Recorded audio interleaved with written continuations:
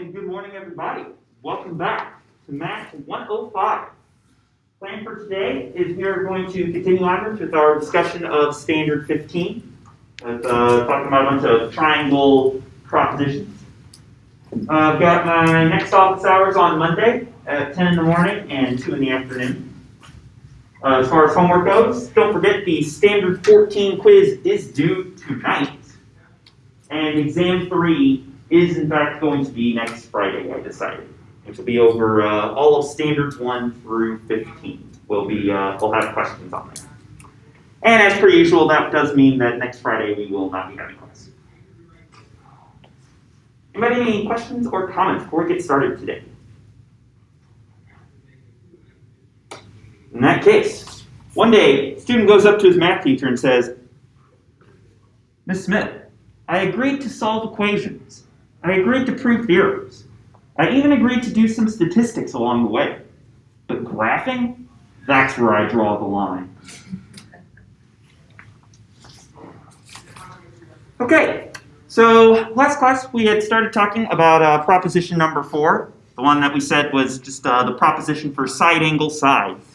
Or if you have two triangles like this, A, B, C, D, E, F, drew out a slightly different example than the one we were looking at yesterday, but what we said is that if we know two sides are equal, AB is equal to DE, and if AC is equal to DF in a triangle, and if we know that the angles between those two pairs of equal sides are also equal, or here SAS, the equal angles have to be between the two pairs of equal sides, then that's enough to say that the two triangles would have to be congruent.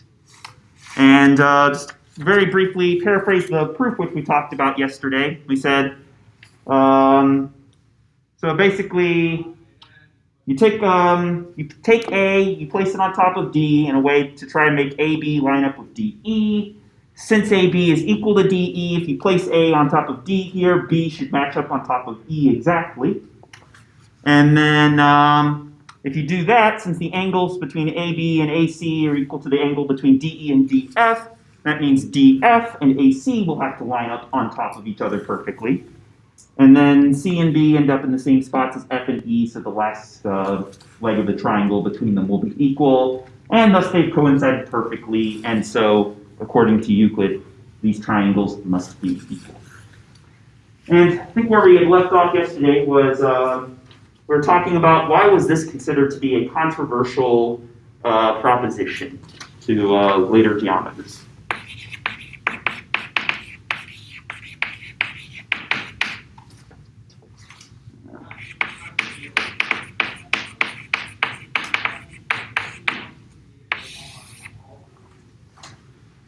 So I think in this class we actually did talk briefly about this. Didn't get to it, and I have a little bit of trouble remembering where exactly we left off yesterday because my other two classes end up in slightly different spots. So you remember what we said yesterday about why did we say that this proposition / the proof of this proposition was considered a lot more controversial, say, than maybe the first three propositions we looked at in the last standard?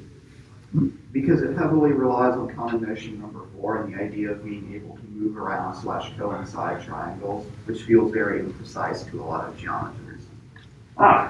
Couldn't have put it better myself. You should. Which is exactly what I say. So I look at my notes, that's literally what I have. Exactly. It relies heavily on the I'm going to call it shady this morning. Mix up my adjectives a little bit. Common notion for and the imprecise idea of moving things around.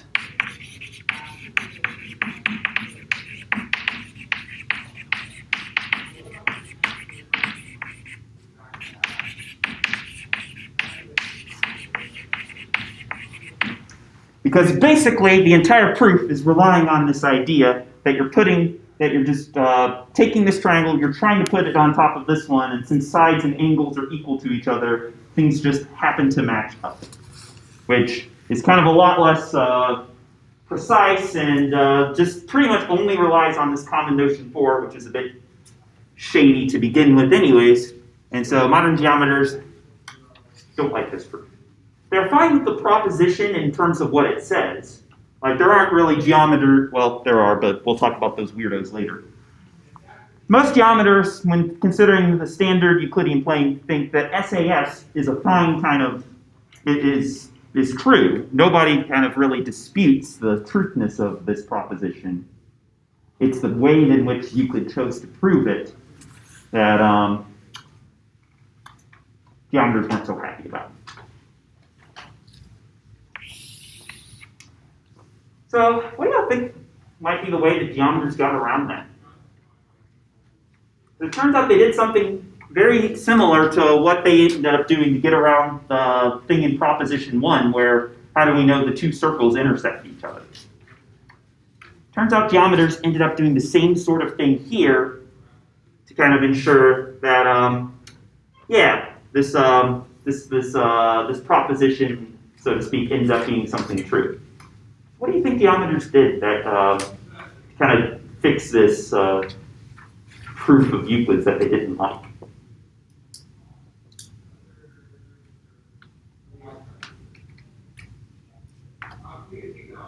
What if we say that geometers did back in Proposition 1 to say, how did they kind of fix this notion that these two circles don't can't be shown to have intersected from Euclid's proof? For that, they made a postulate. They did indeed. Turns out that's exactly what happened here as well.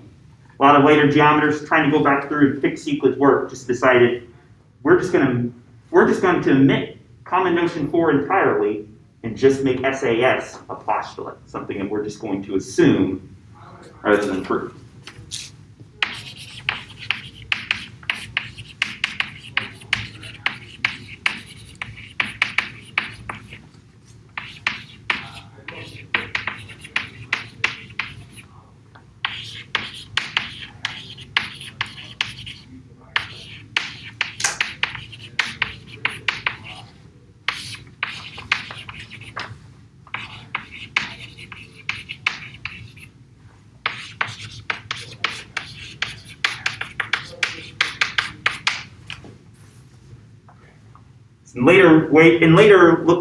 In later versions of kind of geometry and the same sort of axiomatic system that Euclid tried to develop, later geometers oftentimes just say, we're going to treat SAS, instead of treating SAS as something to prove, we're just going to assume that it's true, because if we didn't assume it's true, really the only way to go about proving it is to use the sort of wishy-washy notions of triangles coinciding with each other that Euclid was so fond of.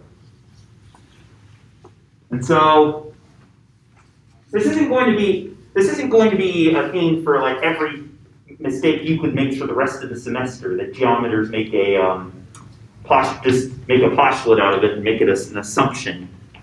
But it is something that has occurred a couple times now, and does occur a couple other times in Euclidean geometry, in the study of Euclidean geometry, where Euclid kind of assumes something that he get no justification for, or in this case, Euclid had used a proof technique that geometers really weren't happy with, and so they just decided in the end, well, I think the best way around this is to just make this a postulate, just assume that it's true, rather than trying to make this a proposition and end up having to prove that it is true.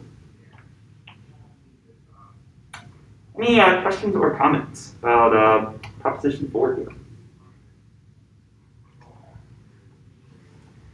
Okay, so to flip the page, we're going to skip ahead a little bit and talk about a couple more propositions, Proposition 8 and Proposition 26, because these two propositions, 8 and 26, are going to very much thematically fit with Proposition 4, even if we don't necessarily have the tools yet, some of the later propositions we would need to actually prove these other propositions.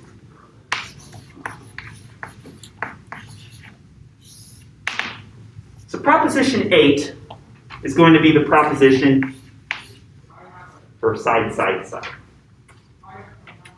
With Proposition 8, we're going to be able to say that if we have two triangles where all the sides of those triangles happen to match up, so let's see, call this A, call this B, C, D, E, F. we're going to be able to say that if we know that all of the sides are congruent in our two triangles, so if AB is equal to, let's say, which one looks longer? That looks a little longer, so we'll say EF, if BC is equal to DE, and if AC is equal to DF, if all the sides match up from one triangle to the other, then the two triangles are going to have to meet. If all sides of the triangles match up,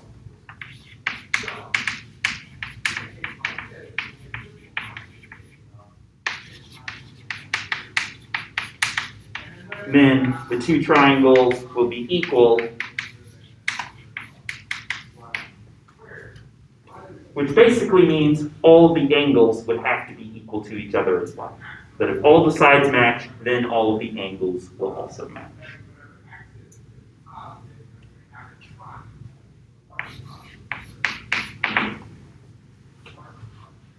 So for the first time, we're not going to prove this proposition, mainly because this proposition relies on proposition 7, which relies on proposition 6, which relies on proposition 5, and as well as proposition 4, and I don't want to go through and take like a full class or two just to prove all of those intermediate propositions. But one thing I'll say about this proof, make a couple notes. First of all, it's going to rely on proposition 4, the proposition about SAS. So SAS is going to, the proposition 4, the SAS proposition, is being used as part of the proof for proposition 8. And I'll also say it relies on several intermediate propositions .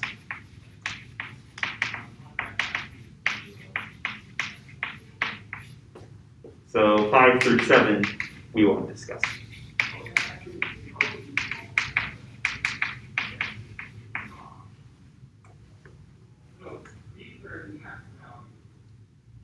So proposition 8, side, side, side, is another one of our kind of tools that we have to show two triangles are congruent without having to rely on Euclid's wishy-washy definition of you can make them coincide, and also without having to necessarily check all three sides and all three angles. It's the one that says if the sides just happen to match up, then the angles will as well, and everything is good. Yeah, questions or comments about this one? So the next one is proposition 26. I'm going to jump forward here quite a bit. And this one, Euclid gets greedy.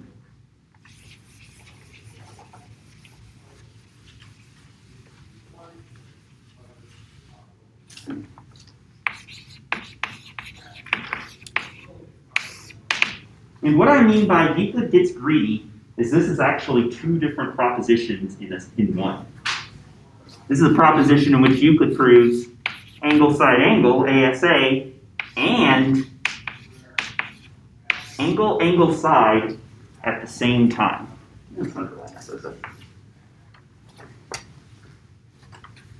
So basically, what it says is if two triangles have two angles equal to two angles respectively, and one side equal to one side, namely either the side adjoining the equal angles or that subtending one of the equal angles, they will also have the remaining sides equal to the remaining sides and the remaining angle to the remaining angle. So sum that up. If you have two triangles where two of the angles are equal and any one of the three sides are equal, then the triangles will also have to be equal.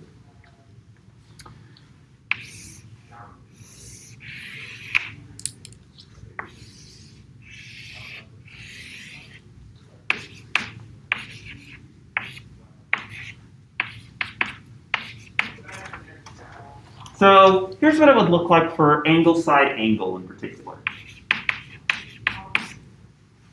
So for angle side angle, what you're going to say is if you have two angles that are equal to each other, let's say angle at A is equal to the angle at D, the angle at B is equal to the angle at E, and if any two of the sides are equal, then we can say the triangles will have to be equal. So to write that out, I'll just say if angle A equals angle D, angle B equals angle E, and if AB is equal to DE, then the triangles are equal. I'll just write that.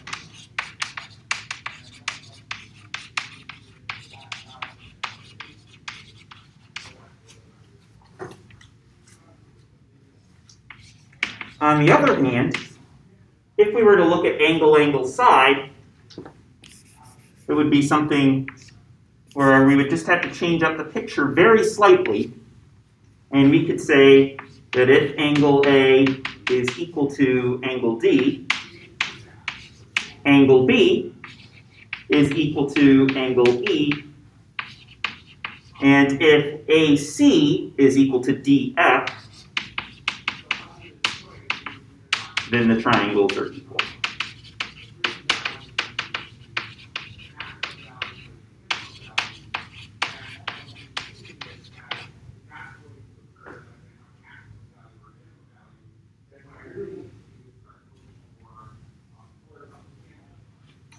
Just from looking at the pictures, what do you think the difference is between angle, side, angle, and angle, angle, side?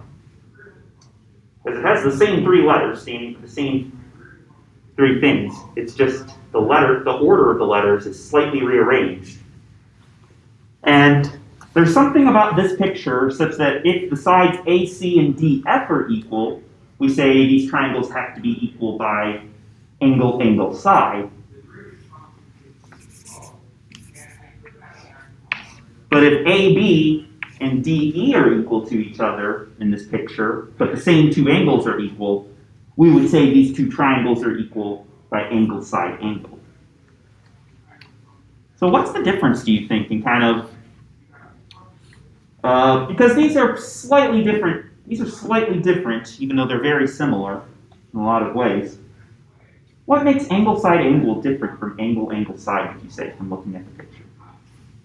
Well, first of all, the sides they're proving are the same, are different. They're the opposite sides to each other. So the first side that's proved is the side that joins the two equal angles, whereas angle, angle, side, the side that's being proved to be equal is the side opposite to that of the two angles. So it's not the side that joins the two angles. It joins down onto a different angle. Yeah, exactly. In angle, side, angle, the equal angle here, or the equal side, is between the two equal angles.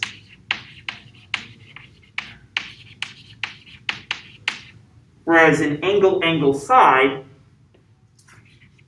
the equal side is not between the two equal angles. I'm not going to say it's necessarily the opposite side, because technically you could talk about let's say this triangle on the left, you could talk about there being two sides that are opposite to these angles. So either this side or this bottom side here would both kind of be sides that are not in between the two equal angles in each pair. But in angle, side, angle, the sides that are equal have to be this side here, AB, the one that's in between the equal pairs of angles, AD and DE.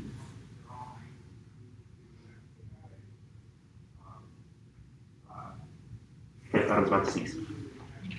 Whereas in angle, angle, side, the sides that are equal to each other are just going to be one of the two pairs of sides that are not in between the two equal angles. So that could be either AC and DF, or if we wanted to, we could have said BC and EF instead. And either way, with either of those two drawings, such as this one, these two triangles would be equal by angle, angle side. And Euclid's kind of getting fed up, I'm guessing, with how many propositions he already has. He actually proves angle, side, angle, and angle, angle, side in the same proposition. Kind of a two-pack, so to speak.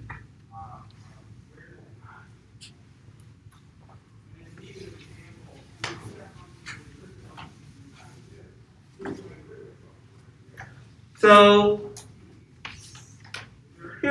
I'll make the same comment about proposition 26 I made about proposition 8, and that the proof of proposition 26 is going to rely on proposition 4 again, and a bunch of other propositions along the way.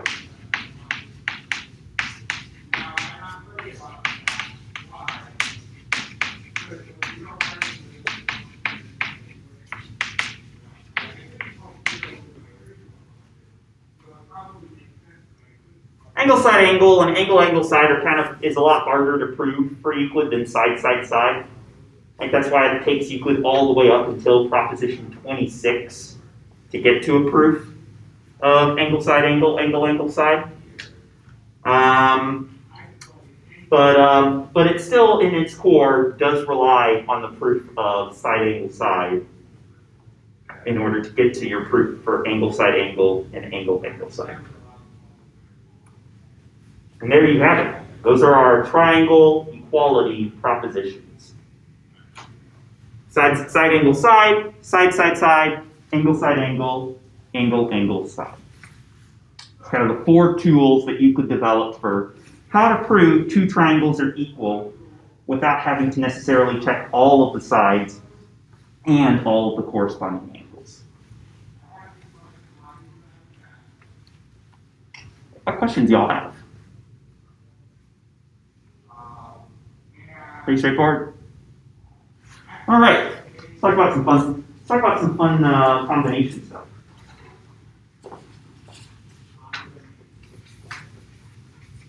So it turns out Euclid made an interesting choice in that Euclid chose to prove side angle side first, and then use side angle side to prove the other 3 side side side angle angle angle side. But Euclid could have done it turns out, the other way around, and picked any one of these 4 propositions.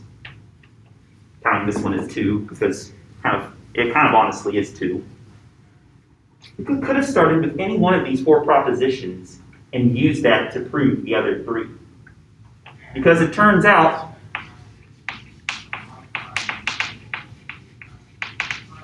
we look at the relationship between the triangle propositions.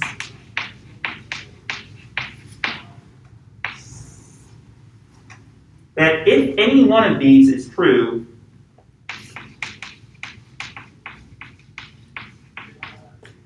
side angle side, side side side, angle side angle, angle angle side are true or false, the others would have to be true or false as well.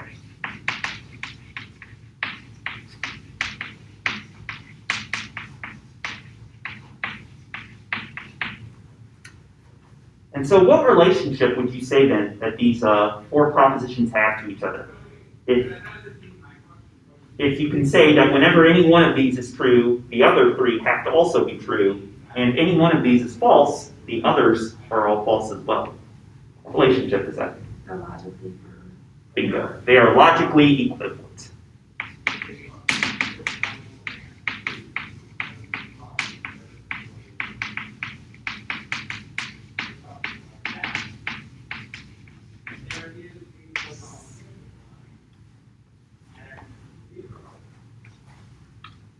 So, Euclid made a choice to start with proposition 4 as I'm going to prove this triangle proposition first, and then use that to prove the other 3. Modern geometers, they try to keep things in the same way as Euclid, have decided modern geometers are going to assume SAS is true, side angle side, and then use side angle side to prove the other three. It turns out they could have just as easily started with any of the other triangle propositions. Side, side, side, angle, angle, angle, side. And if, for instance, you were to just assume angle, side, angle is true, have angle, side, angle be a postulate, then all of the other triangle propositions you could prove from that using techniques without having to rely on pesky old common notion number 4. So, just to make that a quick comment, if you assume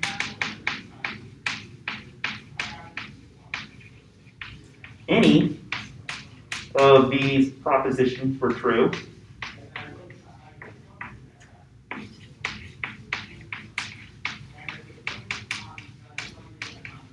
you can use them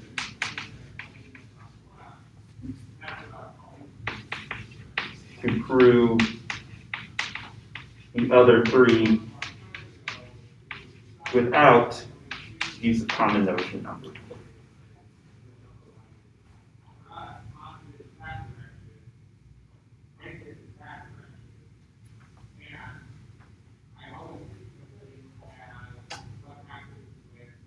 Any questions, comments?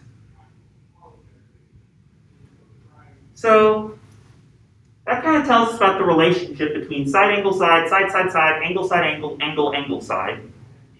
But there's a couple triangle equality propositions that we didn't talk about. Those being angle, angle, angle, and side, side, angle.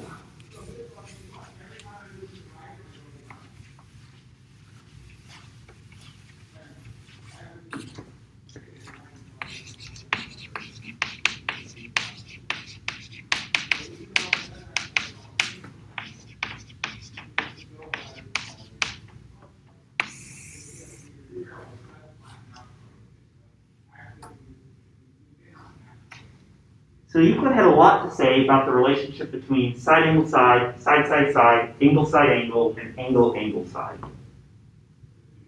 But he never said anything about angle, angle, angle, or side, side, angle. Why do you think that is? Because they don't work. Exactly. These are triangle propositions that do not work. Angle, angle, angle, for instance. If you know you have 2 triangles where all angle measurements are the same, you can't necessarily say from that that the 2 triangles have to be equal.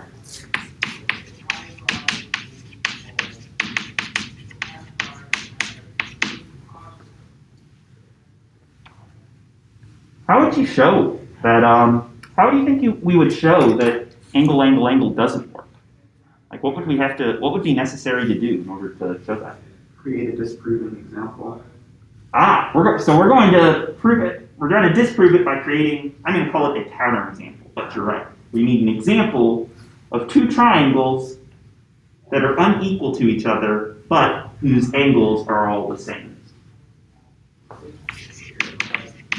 So our goal is going to be to disprove using a counterexample in each case.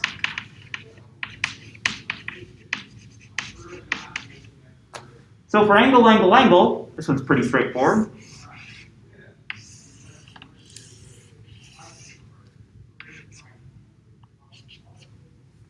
This is A, this is B, this is C, this is D, this is E, this is F. For angle, angle, angle, we could say that angle A is equal to angle D. Angle B is equal to angle E, because B and E are both right angles. And even if we're I'm getting loony. I almost said if we're Euclid. If we're Euclid, we're assuming all right angles are equal. And we know that the last pairs of angles are equal. Angle C is equal to angle F, we can say that all angles are equal, but we still have that the triangle ABC is not equal to the triangle DEF. Because all the side lengths in ABC are much shorter than all of the side lengths in DEF.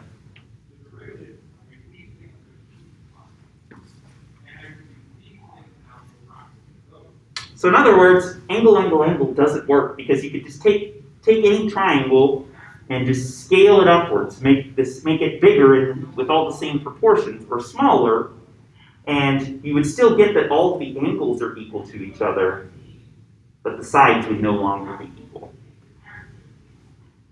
It's kind of interesting to me. If you know all the sides are equal, all the angles will then have to be equal. But if you just know that all the angles are equal, that's not enough to tell you that the sides are all equal.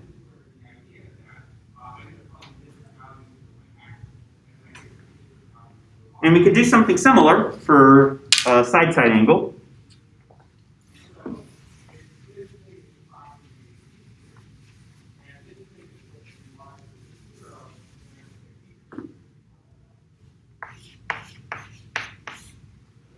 Sometimes you'll see side-side angle written as angle side-side. That's kind of asinine, if you ask me. So this one's a little bit trickier to construct a counterexample for. You have to be a little bit more clever. So what we're going to do is something like this. This is A, this is B, this is C. Here's going to be my counterexample.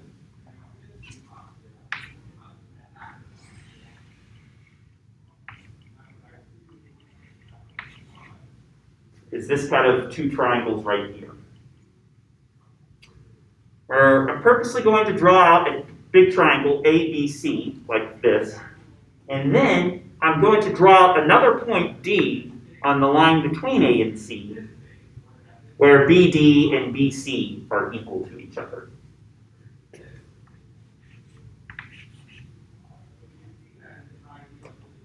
I claim the two triangles ABD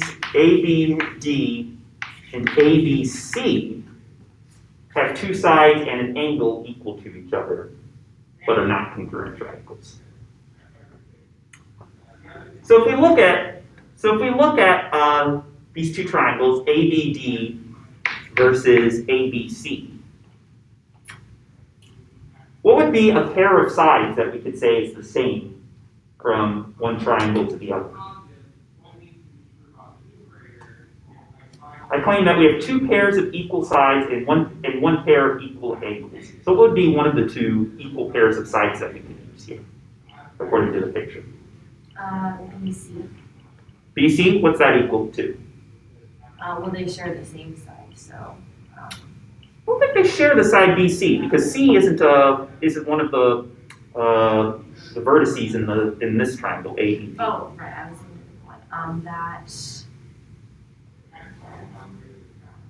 It would be equal to BD. Yeah, I think we could use that the side BC in this triangle is equal to the side BD in the smaller triangle ABD. So we could say BC is equal to BD.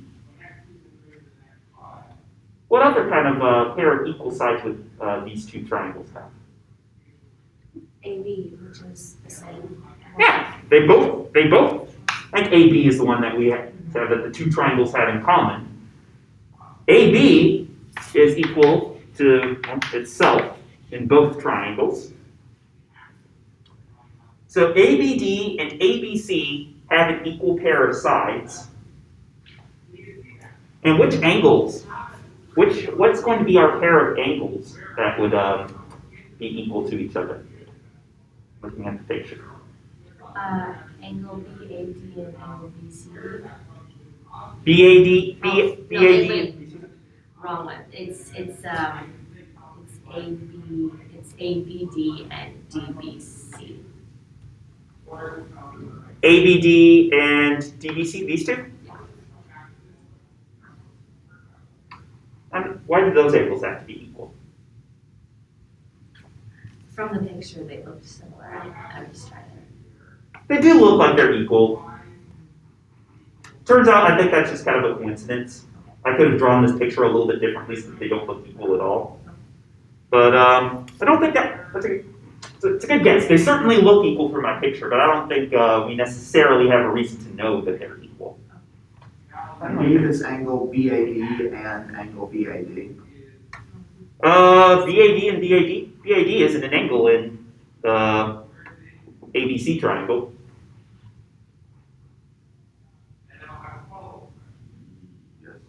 Just change your endpoint to BPAC.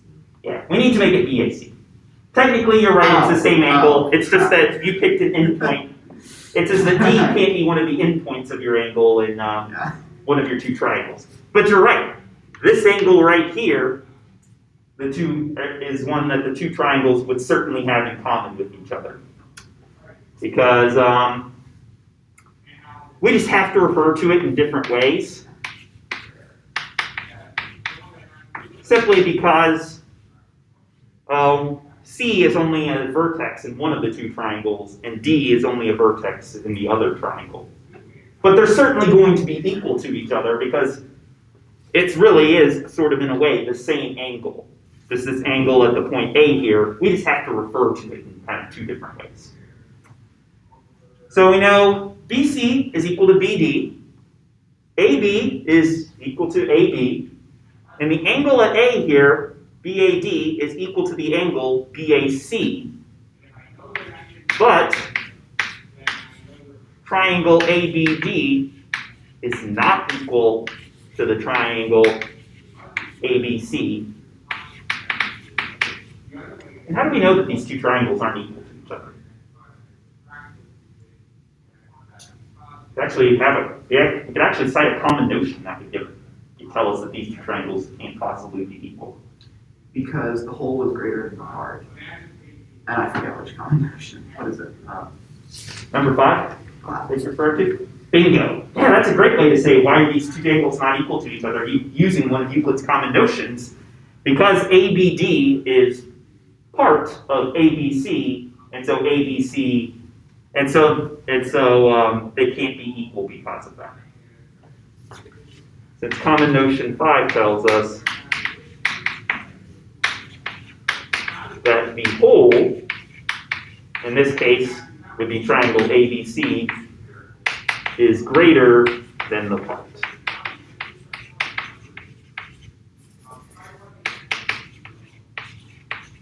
Where the part, in this case, is just going to be triangle ABD. Because ABC is made up of the triangle ABD and then some extra.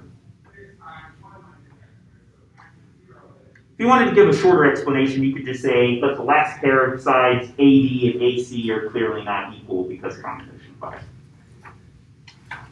Or you could talk about the triangles as a whole not being equal because ABD as a triangle makes up only part of the triangle ABC.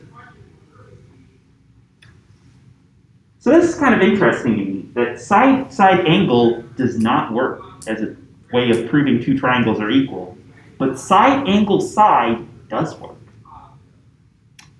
What's the difference between side-side angle and side angle side, would you say?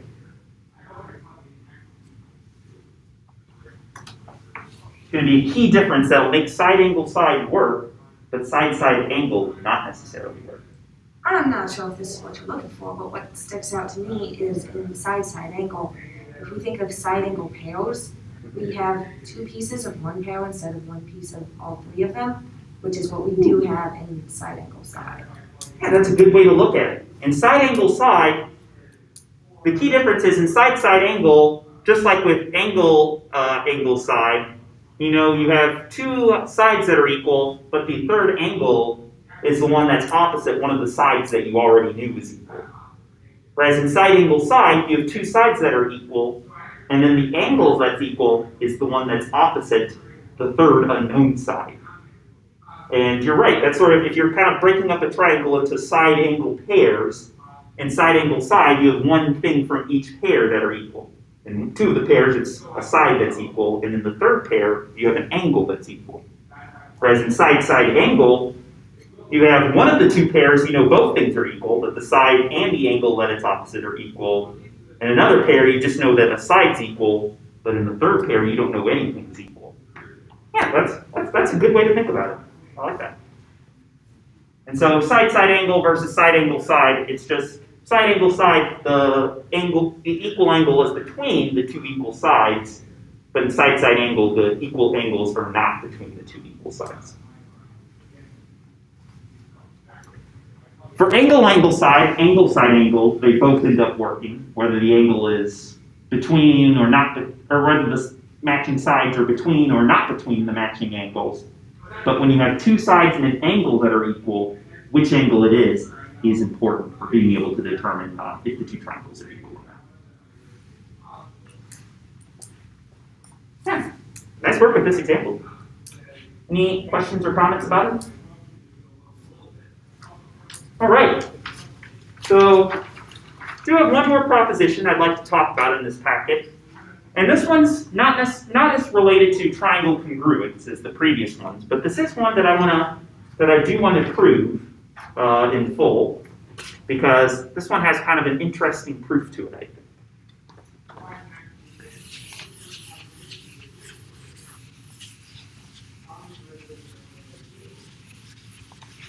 And this is going to be proposition number 6.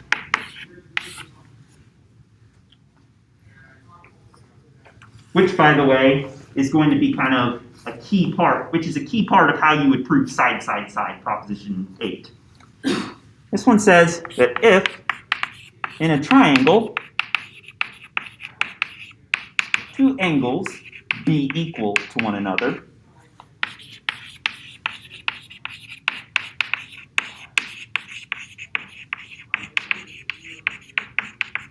the sides which subtend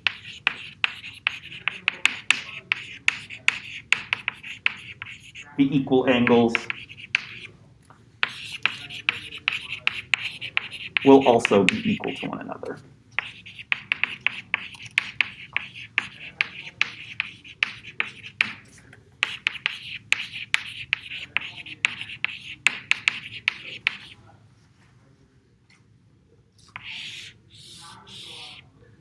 So this is going to be a proposition where you're not necessarily using this directly to compare two separate triangles, but you're comparing two sides of the same triangle.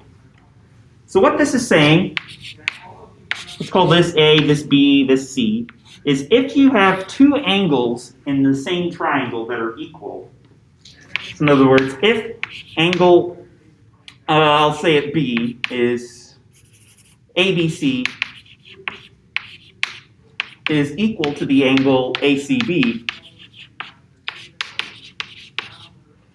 then this proposition is making a claim that there's two sides of this triangle that should also be equal. And which two sides do you think those are that would have to be equal in this triangle?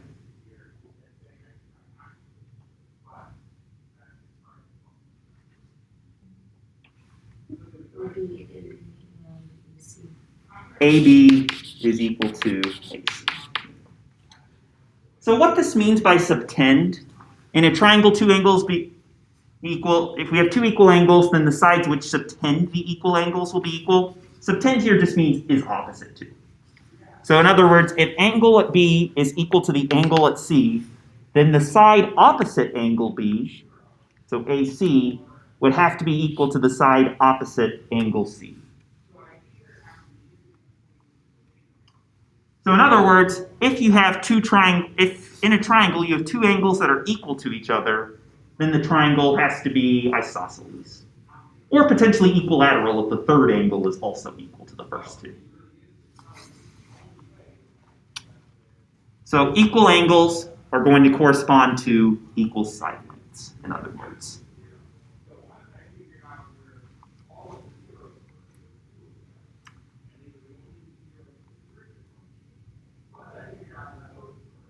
Any questions about the statement of the proposition? In that case, I tell you what. You all started a few minutes ahead of the other class, and we're not going to have time to finish this proof anyways. It's only 5 minutes left in class. I'm going to let you go a few minutes early today. But when we come back on Monday, we're going to finish the standard in the first half of class by proving Proposition 6. And the reason why I wanted to prove it is because the proof uses an interesting technique that we haven't talked about in a while, with one that we've seen before, back in Standard 9. So, hope you all have a good weekend, and we'll see you all on Monday. So Monday we'll finish Standard 15, and then start in on Standard 16, which we'll be looking at a few more propositions and where they have some interesting properties to them.